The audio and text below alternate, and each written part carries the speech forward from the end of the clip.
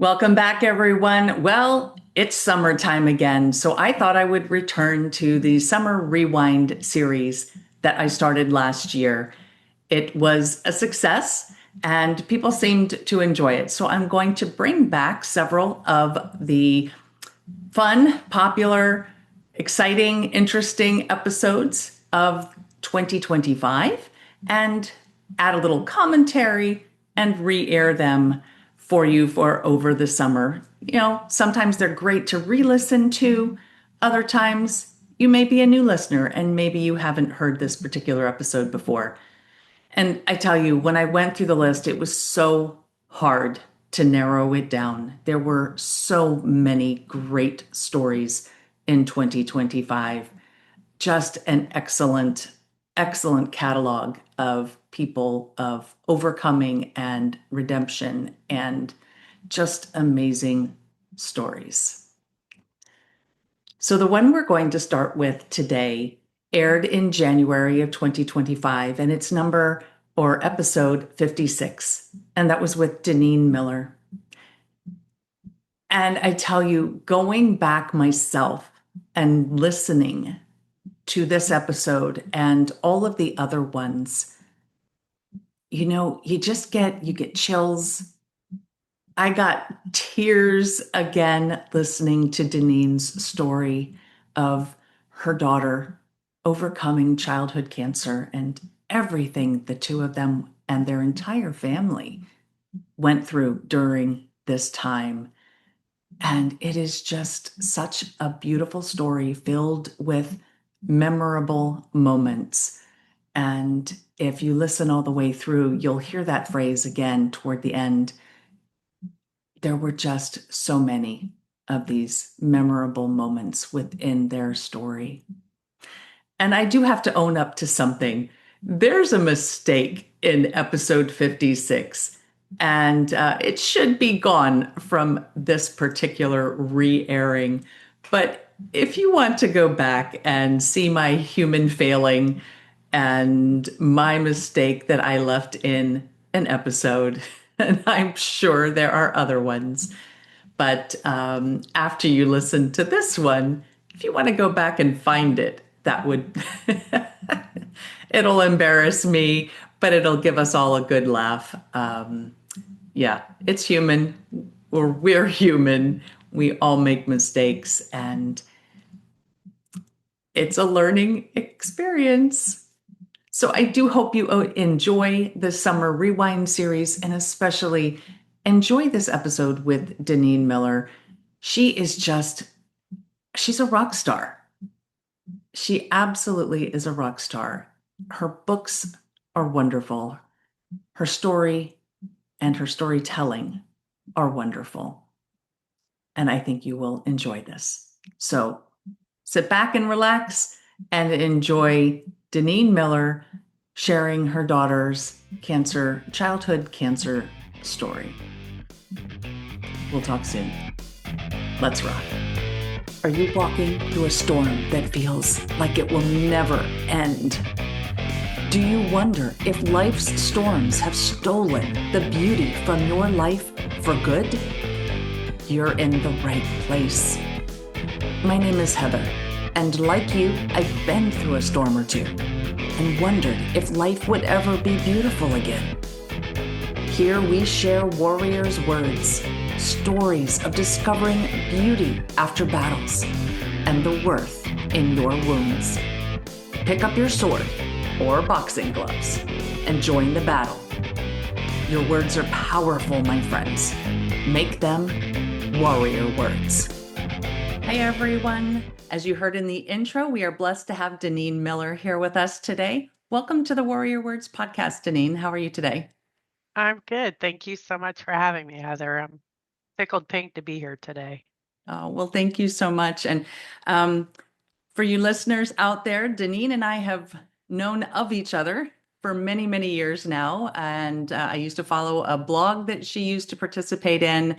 And I've read several of her books. And it's just an honor to have you here on microphone and camera with us today, Dineen. So I'm tickled pink too. Let's have a pink party. Yes, there we go. Where the cue the balloons for those watching on YouTube, right?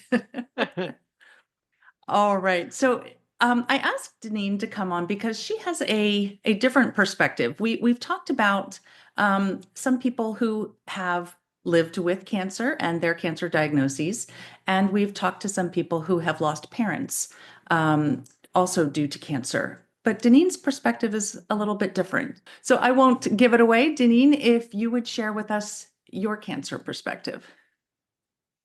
Well, when my daughter was 14, prior to that, actually, she had been diagnosed with severe depression. And that led us down a path of homeschooling her, trying to deal with, what was going on with her. It kind of surprised us that she was, struggling so much. And then she started showing some physical symptoms, severe headaches. At first, I thought it was just her uh, teeth grinding. She had a problem with that since she was a little kid. And I almost canceled the appointment to do an MRI to see if there was something else going on, because I thought for sure that must be it. I'm so glad I kept it. Um, Oh, because that MRI revealed that she had a brain tumor. And not only that, that it was basically blocking the flow of cerebral fluid in her head from going into her spine. So um, they called that hydrocephalus. And in fact, that she had a tumor like she did and was causing hydrocephalus was something that they normally only saw in like infants to 2-year-olds. Highly unusual to see in a 14-year-old. So suddenly, when we got that diagnosis, the pieces began to fall in place. So the next step at that point, of course, was they had to figure out how to relieve the pressure because her symptoms were starting to get pretty severe. She was sleeping a lot of pain in her head. Um, she was starting to have some issues with her vision.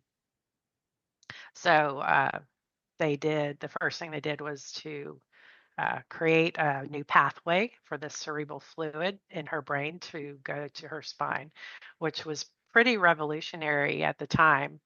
Uh, Again, we were just blessed to be in the right place, the right time. We were in California, an hour away from Lucille Packard, one of the forerunners in medicine for children. And they had on staff one of the best neurosurgeons, pediatric neurosurgeons in the world. So he was the one who created this pathway for her without using a stent, which was highly unusual. oh, wow. Yeah. Stents are something that, if she'd had that, she would have either had to have it removed or replaced every 5 years or so.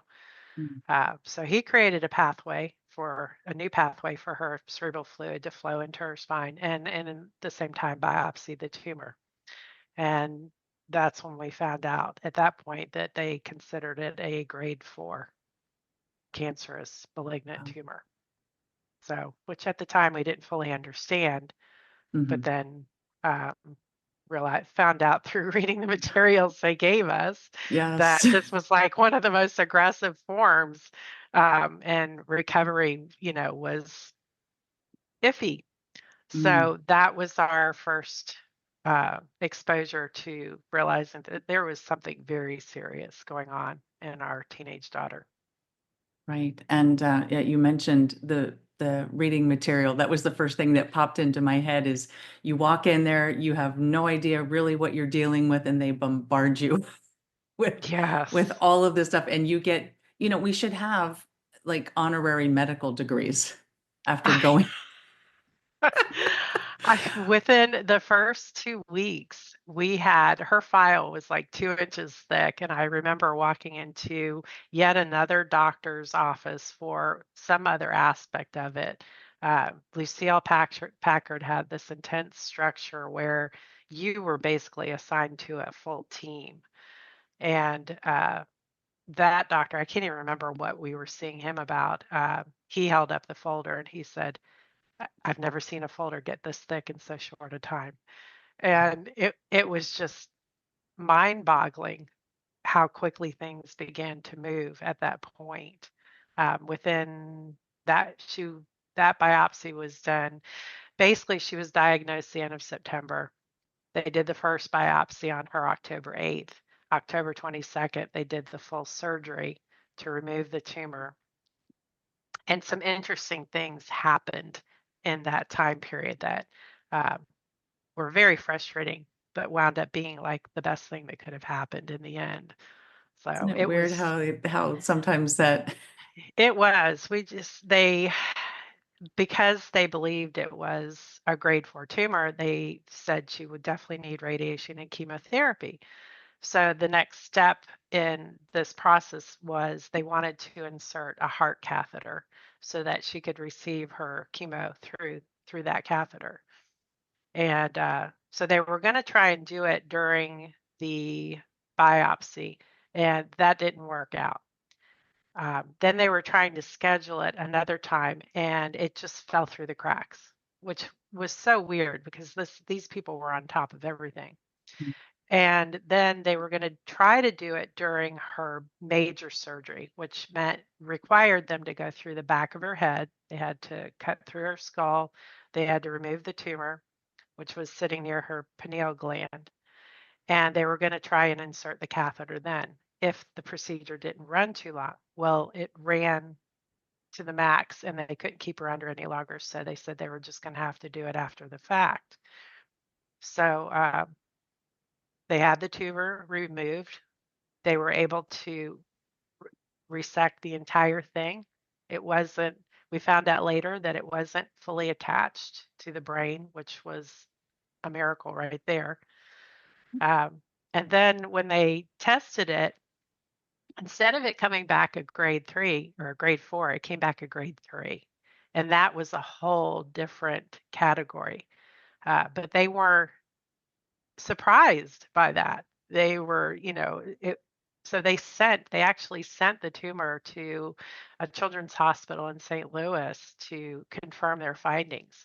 And that hospital confirmed that it was grade 3, not grade 4, which meant had they put the catheter in her heart, they would have had to take it out because she didn't need chemo after all. She only needed radiation. wow. So I felt like at the time it was so frustrating to constantly try to get this procedure done. Mhm. Yet it felt like God was looking out for her and Yeah. keeping her from going through something that she didn't need. And really that's what it was. Wow. I loved, Yeah. I don't like hearing the frustration, but the outcome Hmm. of Yeah. all three of those incidences and failures, I guess, for lack of a better word. Yeah. And then it turns out to be, as you said, the best thing that could have happened. Because Yeah. then, Yeah. Yeah. yeah, Saved her from going through more than she needed to. right. As I was thinking that as you were beginning to tell that, we're talking about two of the three major things that we need to live: the brain, the heart, and the lungs. Yes. And here we're going, you're drilling through the skull to detach something from her brain that shouldn't be there. And then you're going to put a catheter in her heart. Hmm. And, that's two out of those three things. And I can't imagine how scary that must have been from your perspective, because you Yeah. probably knew a lot more medically than Leslie did. It was an interesting process because the team, they were very careful not to ever say the word cancer. So at times, I could it seemed odd sometimes, at time I think it was a protective measure, but Mhm. wonder sometimes if maybe it wasn't. Maybe they should have used it a little more, Yeah. um, or clued me in, because when I actually used that word the first time with Leslie, she totally freaked out because she didn't at Yeah. that I didn't realize at that point that she hadn't grasped that it was cancerous. So that was an interesting moment to Yeah. have with her. Yeah. um, but just once they did that surgery, the next challenge was would she be able to look up the area of the brain that they were working in affects the vision. And that's also why she was starting to have some symptoms in her vision. Uh, One of the things that could have potentially happened is she wouldn't have been able to look up. So as soon as they, the next day they brought her out of, they removed the respiratory tube and all that. The surgeon, the very first thing he had her do, he got behind her and said, "Okay, can you look up toward me?" And she did it. And we were just Wow. like, first, that was like one of the first major hurdles to overcome, and she did it right away. So, Oh, that's wonderful. So how are you doing during all of this, through all these failed attempts, these surgeries, and knowing that cancer word is there? well, let me go back to the day that she was diagnosed because it stands so clearly in my head. Um, we got the diagnosis. I had gone with her to the doctor, just her and I. I didn't have my husband come with me because I really didn't think Mhm. it was anything significant. I think that's probably what most parents would say, that, they really had no idea something like that could happen to their child because Right. we don't. Um, so, but I do remember being very nervous and having this moment in the car. I had uh, the radio listening. My daughter and I like to listen to Christian music. We were listening to Casting Crowns, the song I lift my eyes up to the hills. Where does my help come from? And as that song was playing, I remember at the minute it started playing, I was actually looking at the California hills, just finding some peace at looking at them, because I always loved that about California, how Yeah. different times of the years the hills either look like suede because everything's so dry, or Yeah. I green remember. Yeah. velvet because the rains have come. Mm. And as I'm looking at these hills and then to hear these words, it was like a moment of comfort that came in.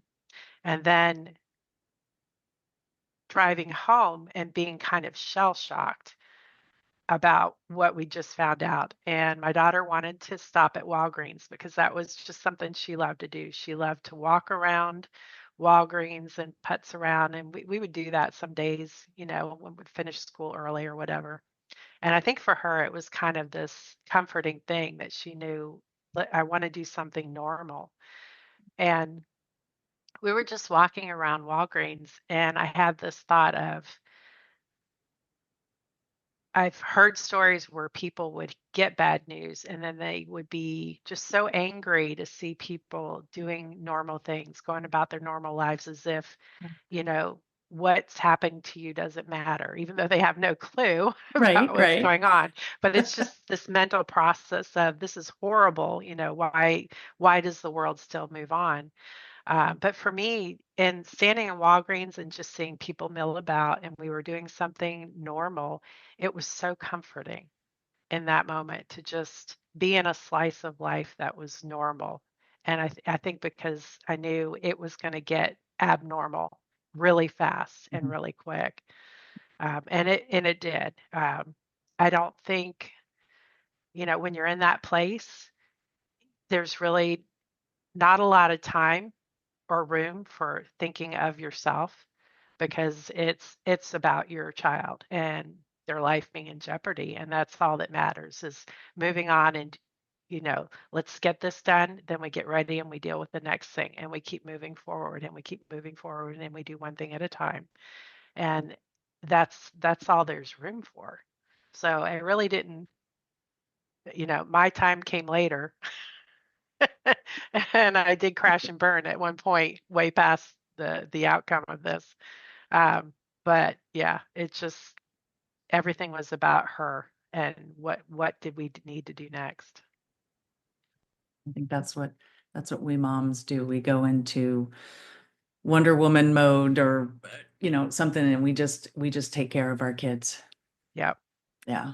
And we do put ourselves last. And but I Mhm. think in that case, that's That's a little different than saying you put yourself last because your kids have gym practice or baseball practice or something. I think there's a there's a different way of looking at it. We just go into this superhuman mode Yeah, and, like you said, take each thing as it happens one day at a time, and you just do it. You right. just do it. Yeah. So, okay, so she's had the surgery and she doesn't need the catheter, and you said she didn't need chemo or radiation after that? She needed radiation. She She did. did do, yeah, she Okay. had 7 weeks of radiation. She she had her very last, let's see, so that was in September and October, that all of her surgeries all happened in October. This was in 2008. Um, and then she, after some recovery, we had a little bit of a scare in her recovery. They took her off the steroids a little too soon and her brain started to swell. So we had to make a beeline for the ER one night. That was a bit scary, very painful for her, obviously. Mhm. Thankfully, once they got that figured out, she was okay. She started the radiation treatments and she had her very last one on Christmas Eve. Oh, wow. So she finished it. And then February, I think it was February 4th. It blows my mind that I remember these dates so well when I can't even remember what I did yesterday. Um, so, I can so, relate. so we had, they did a follow-up MRI and then we went in to get her results to see where she was at.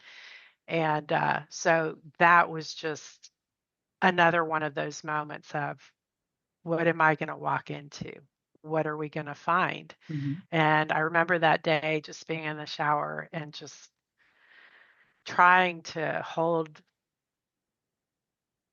my hold try to control my thoughts from going down that path of the worst case scenario, because it's just such a waste of energy to do that. Right? But, Yeah. but it's, your child, it's hard not to do.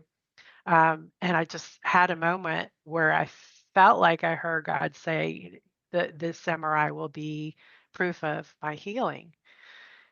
And I just was like, okay, I think I heard that. I want to think I heard that, Yes. So, so that day we walked into the office and one of the many techs that were part of this process, I think it was one of the physician assistants, she came in and she said her MRI looks great. It's clear. There's nothing growing back. And I said, oh, that's such relief. I'm so glad to hear that. And she looked at me and she said, let me clarify. When I say clear, there's not even any swelling. Usually we would see some swelling. She said, we're not even seeing that. She is completely clear. And we were just like, oh my gosh, whoa, it just really brought it home what potentially could have been. And yet here we were with like the best case scenario. She had no loss of vision, she had no loss of cognitive abilities, she had no return cancer, she didn't need chemo. Um, it didn't mean the recovery process after that was easy. We Mhm. did face some hurdles after that. When you're a 14-year-old, you and you turn 15 in the process and you go through something like this, it has a huge impact on your life, how you perceive your life, how you perceive people your age. So it was quite a transition after that. So, but at that point, we had our girl. She was okay. She was going to be okay. Wow. That is it's an amazing story. And you know, it's miraculous when you see when you hear what you thought of a grade 4, m- maybe not so good chances, to getting all the way to she's clear. Mhm.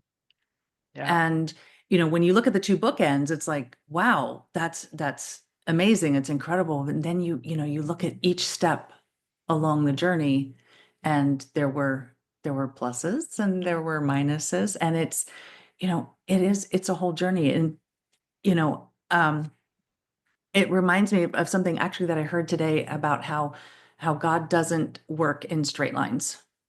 Mhm. And it's like you had these steps forward and these steps backwards and maybe steps to the left and to the right, and but you eventually made it to that wonderful, wonderful MRI report. Yeah. So Yeah. that is awesome. So I do want to take a step back to something that you said, because a majority of the listeners of the podcast, I just got my Spotify Wrapped, and it said a majority of my listeners are women, and they are over the age of 40. And so that would mean that we have probably a lot of mothers that listen. And so if we could take a step back to something you said about crashing and burning later, Mm. afterwards, I think maybe that might help, like your experience might be able to help someone who may be dealing with this type of journey with their child, or just stresses and traumas in general as a parent. Can you speak Right. to that moment, how that happened and how you dealt with that? Yeah. You know, it didn't really happen until several years later.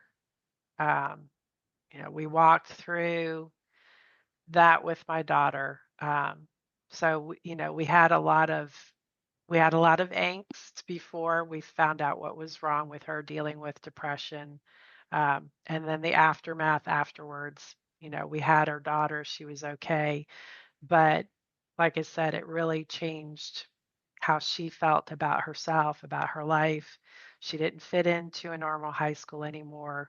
Um, we wound up moving her into a charter school that was predominantly kids who were, off the streets or dealing with difficult situations at home, teen pregnancies, that kind of thing. But she clicked with this setting because these are kids that saw life, a hard life, and she could relate to that. She couldn't relate to her previous life where, the biggest concern kids had was, does this boy have a crush on me? Am I going to get Yeah, to hang out with my friends this weekend because I didn't do my homework and I got in trouble or whatever. None right. of that related. She didn't relate to any of that anymore. So it took a while for us to figure out, what she needed and how to move forward in that. Um, but I think, so walking through that, we tend to hear these stories that, that recovery and everything's hunky dory, but there is a process of recovery that I think we don't realize is as important as the the cure, going through the rescue or whatever the procedure is that saves our lives. We don't realize that there's more to walk through afterwards. So that took a toll. Um, and I'm the kind of person that, that there something needs to get done. I'm in there and I get it done. I'm not great at asking for help either. So I I will can take relate to that one. right. I will take Yeah. some responsibility for the fact that I wound up crashing and burning. Um, the problem of it is sometimes we don't know what we need. And that's what I think was a big part of it. Um, when people would say, what do you need? What can I do to help? I had no clue. I didn't know what to tell them. I remember right after we got the diagnosis going to church, and the pastor's wife asked me, what can I do for you? And I just looked at her and I couldn't even speak. And just my tears began to fall. And she just grabbed my hands and she said, I'm bringing you dinner tonight. And that was just such a gift, just so, Yes. I would say, for like anybody listening who has a friend or a loved one that's going through something, don't wait for them to tell you what they need. If you can insert yourself and bring things that you think they'll need, don't worry about whether they're going to get upset because more than likely they're going to just be grateful that you thought of something they'll need because they couldn't even think about it because you're so focused on the problem and dealing with that. You have no more mental bandwidth to deal with average things like getting to the store, making food, doing your laundry. All these things just, become very unimportant because you're so focused on what the crucial issue is and figuring that out, dealing with it, living, surviving it. Mhm. Um, so dealing with all that, the aftermath of helping her get back to normal, because, her whole head was shaved. So then it was, dealing with her self-image and um, relating to friends that wanted to be there and then ones that just didn't know how to be there anymore because it was such a major deal. Um, and then in the process, so I mean, there were not long. I'm trying to remember things that went on. There were other things that started happening. Job loss, I think, was one of them for a while. And then our oldest daughter, got married. so, so then, so it was like the beginning of 2014. Everything caught up, and I crashed and burned in a big way. And it was a combination of my health just slammed to the ground. We thought it was related to thyroid. I wonder sometimes if I just went into adrenal failure or something like that, based on my symptoms. And it took probably at least a year or two to recover because I was just that first 6 to 9 months, I was just pretty much constant anxiety attacks round the clock. It was not a pretty picture. So, No, but I, yeah, I, you mentioned adrenal failure, and of course that goes back to that whole superhuman Wonder Woman syndrome, and you're yeah, running on adrenaline. yeah. And that's what you're running on. And I'd be willing to bet because I mean, I've went through my own cancer journey, and I know myself that, you go during the day and do everything that you have to do. And by the time you get into bed, you crash. Mhm, And sometimes you allow those feelings to wash over you, and other times you just can't because you just mhm. are so weary that you just fall asleep, or you can't do it. Yeah, yeah, So thank you for sharing that experience with us, and I pray that it helps someone, like you said. Well, you mentioned asking for help in two different ways. One, you don't know how to ask for help because you don't know what you need. And then mhm, other people asking to help mhm. because they don't know what you need. They don't know Right. exactly what to ask. And it's this, you don't have time to explain to them, look, I don't even know what I need because I Yeah, don't know what's going on. yeah, And so I think that is good advice. Just bring them dinner. yeah. Just do Go their to the laundry. store. Yeah, do their laundry. Go to the store, grab some Yeah. basic groceries. Think in terms of what you might need if you were in a crisis and do that. And the thing of it is, so, maybe it's not exactly what they would have wanted, or it's not the exact groceries they would have bought or whatever, there's two aspects there is that you're providing help, but you're also letting that person know that you're there. They're not alone. That you care, you're present, knowing that there were people around us who cared, that were praying, that were involved, wanted to be there. Those little pockets were such huge comfort because they were great reminders that we weren't alone. And that's huge. Yeah, it is that. Yeah, I remember feeling that way. Yeah. So, well, one thing I like to ask everyone is there any beauty, whether you saw it as you were going through it, or whether you can look back? Now, I know you mentioned the being saved from the heart catheter, and I think that's an absolutely beautiful moment. But is there anything else that you can see that maybe came out of that very stressful and difficult time for both you and the rest of your family, including Leslie? Uh, there were there were so many little moments. One of the things that taking Leslie, we had her treatments were 5 days a week, 7 days a week. That was a 45-minute drive each way to take her up to Lucille Packard because we lived in San Jose. So that was a lot. We had a lot of driving to do. Um, it was a lot for her to deal with, for both of us to deal with. So I remember wanting to, I don't know why I did this. It just seemed the natural thing to do to, on the way home from her treatments, to stop places and do things that were fun. Like if we saw a farmer's market, we would stop and look around. If it was we were at that holiday time of year too. So, we stopped at a pumpkin patch once to get a pumpkin, for the fall.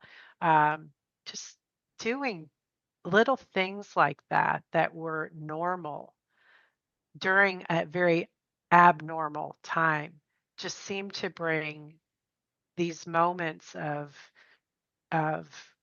peace and comfort. It just it because it can be such a serious thing to go through.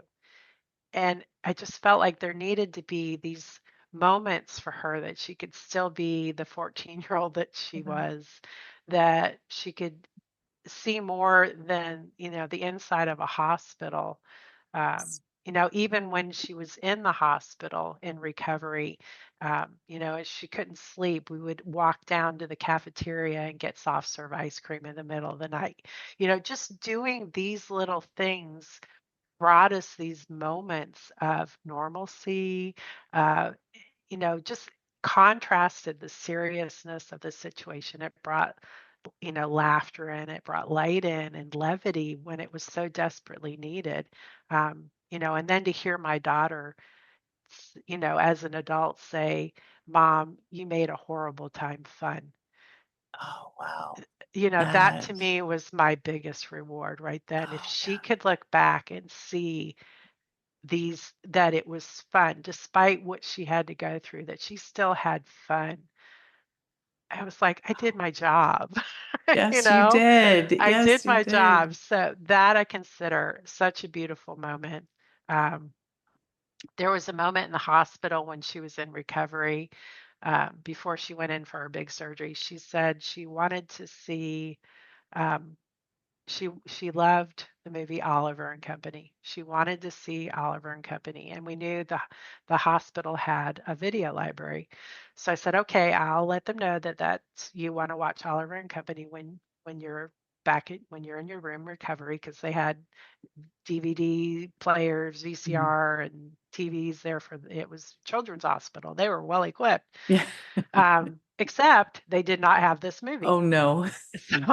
So I was like, okay, well, I can't buy it because at the time Disney was doing they would only allow a movie to Oh, be their available vault every thing. yep, the Yes. Disney Vault, 7 years.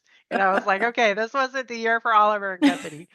So I called a friend and because I knew she had a lot of Disney DVDs, and she had it. I was like, great. And she said, I'll bring it up to the hospital. We're coming up to see Leslie. It's like, perfect. So that evening they walked in and I got the DVD out, went to go put it in the player, and I couldn't get it to work. And I noticed that there was a VHS tape in the VHS machine. So I just popped it out. What do you think it was? Oh, no. Was It was it? Oliver and Company. The hospital had Oh, no idea wow. whose it was. Nobody knew whose it was. It was just there. So I'm like Oh, holding I turn around to my daughter and I'm holding the DVD disc that my friend brought, and I'm holding the VHS tape that I have no idea how it got there. And I'm looking at my daughter and tears are just streaming down my face. oh, And I show them to her wow. and I said, this was Oh, just here. And she looks at me, she goes, "Yep, Mom, God was looking out for me." She was just like, Yes. she wasn't Yes. surprised. She just knew. It's like, okay, Out of the okay. mouths of babes. Yes, yes. Oh, And I think, our biggest joy is right now. She just had her first child. And that was her dream, was always, even back then, was to be a mom. That's the one thing she wanted more than anything, was to be a mom. and now she And is. and now she is. We weren't Oh, sure if that was going to be possible at one point. Um, and now she is. She has a beautiful 3-month-old baby boy that just lights up my life. And it's that happily ever after ending in my book. She's walked through fire, and yes, now she gets to be a mom. she gets her dream. Yeah. Oh, okay. Let me wipe the tear away. There have been a couple times during this conversation that I've gotten chills. So, yeah, it's just an absolutely wonderful, hard but beautiful story. Yes. And now she gets to be the mom, and Mhm. she gets to walk with her son. And Yes. um, oh, I'm just going back to being tickled pink again. So, Yeah. Me too. Big time. oh, well, I also want to ask a little bit about you, because I know I mentioned in the very beginning that I've read some of your books, and I know you actually just recently released a new one. Do you have, Mhm. I see them behind you. Do you have a copy of the most recent one right behind you? Oh, I do. I do. That's this one. Yeah. The hockey one. And I have Yeah. been on Dineen's email list forever. And when she was learning about hockey and Yes. I've been to one hockey game in my entire life, and I almost got hit with the puck. There Oh was no. plexiglass right in front, and of Thank course, goodness.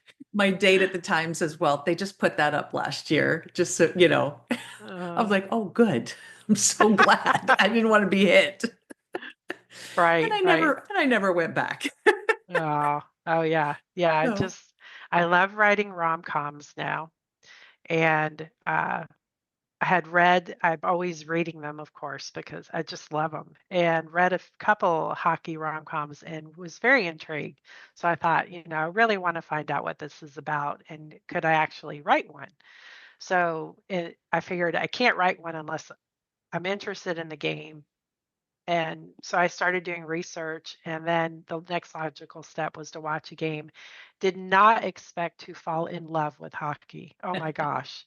I love this game so much. Got to go to my first game. Um, and writing this book was such a trip, because I got to put all that hands-on research in the book.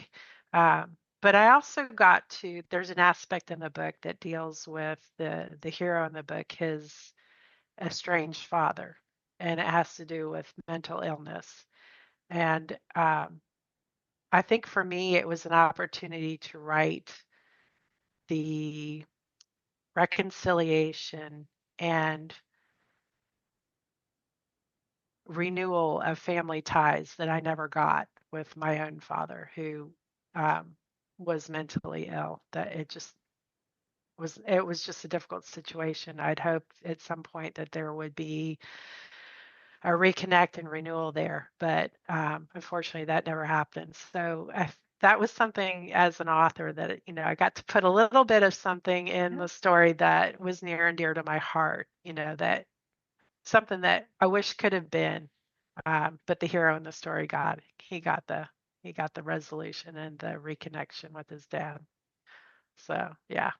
I love how when we write, we can put a little bit of ourselves Hmm. into our characters, and then maybe perhaps, like you said, make something happen that maybe should have been but wasn't. Yeah. So Yeah. so I love that. I actually thank you for sharing that, because I didn't know that part of the story. So Oh yeah. oh. Yeah.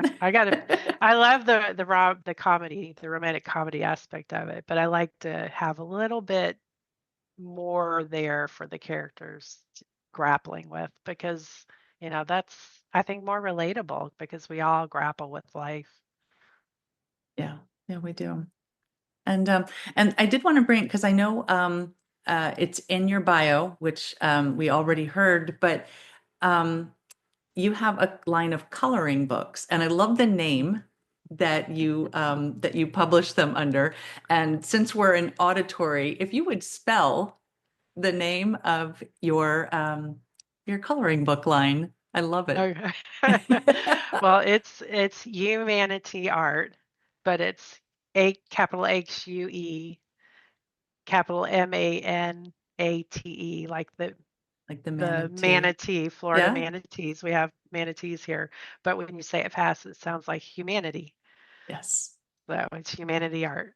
And then So and then it's got, Hugh, of course, for the coloring, and I love that. And it's yeah, a line, it's a book line of books for adults. It's adult coloring books, yes, not designed for kids, but kids can color too. yeah, But yes, yeah, yeah, definitely. uh, Especially the Christmas book coloring books, a little yeah, more kid oriented, but yeah, yeah. But I've seen some of those, and they're gorgeous too. So I just thank wish I you. had time. I wish I had time to just to sit and color. I think it would Well, help. It would help my brain.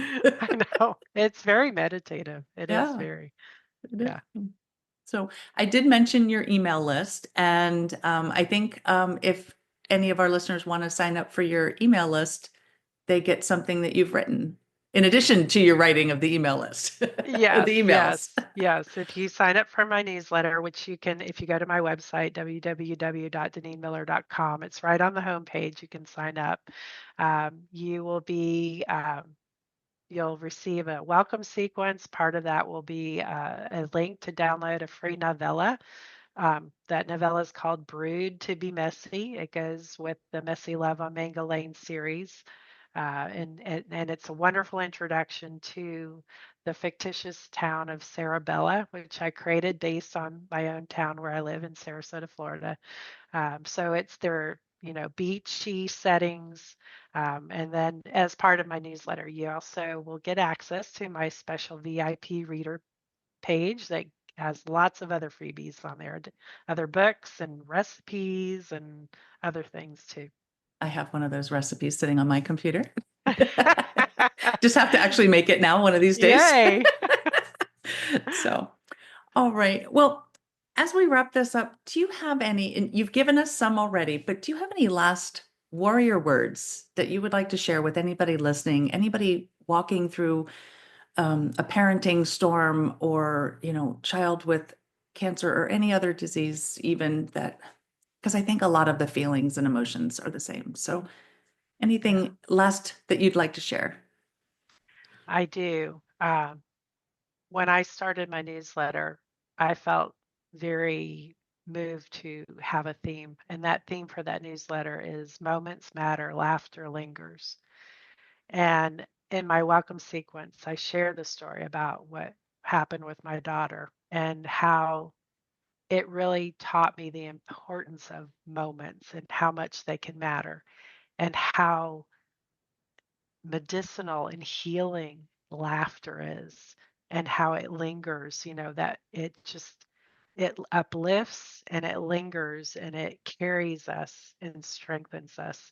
So I would say any time we're in a difficult situation or when we're in a crisis, um, be aware, try to tune into those moments, those pockets where you smile or when you share a memory or you laugh at something funny, whether you're watching something on TV or something your pet does or just anything like that that just brings that moment within your heart and your soul and your spirit and just lifts you up just a little bit because those are the moments that they accumulate and that's what carries us through. And they're so important. They're so very important. Thank you very much. Yes, they absolutely are, and I love the laughter. Absolutely love being able to laugh and knowing how healing it can be. Mm, So, so true. yeah. So, Deneen, thank you so much for being here and for sharing your story and your walk through this storm with your daughter. and then the beauty that came from it, especially being a new grandma. Yes. So Yes. thank you. I appreciate you, and we'll talk soon. Thanks so much for having me, Heather.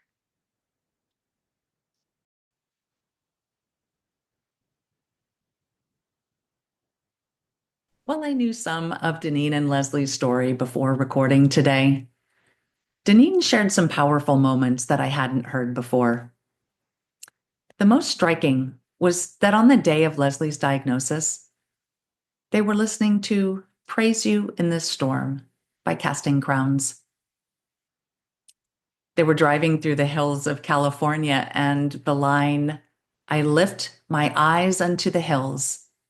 Where does my help come from?" stood out. That moment connected to Dineen's thoughts in the shower on the day they were to receive the results of Leslie's MRI. She thought she heard God say that she would see the results of his healing power. Which led me back to the moment of Leslie's first test out of surgery. Looking up, a test she passed with flying colors. A tapestry woven together by the master artist.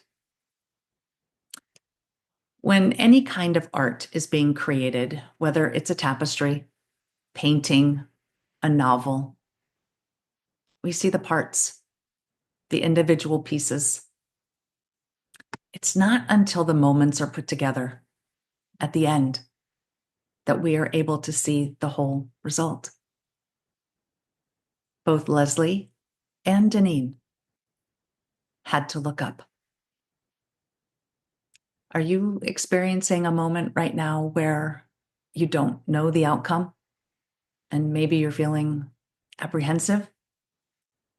Record this moment and any moments that follow so that you may be able to see how they all get woven together to create something beautiful. Something to think about this week. Oh, and one more super, super important thing. Dineen reminds us that when we are in crisis, we likely have no idea what we need. If you are able to help someone who is in crisis, please don't ask them to tell you what they need. Don't wait until they ask for something. Step in, order dinner, do the laundry, babysit any younger children, pick up groceries, mow the lawn. In hockey terms, go on offense and shoot the puck. How can you help someone this week without requiring them to tell you what they need? Until we meet again.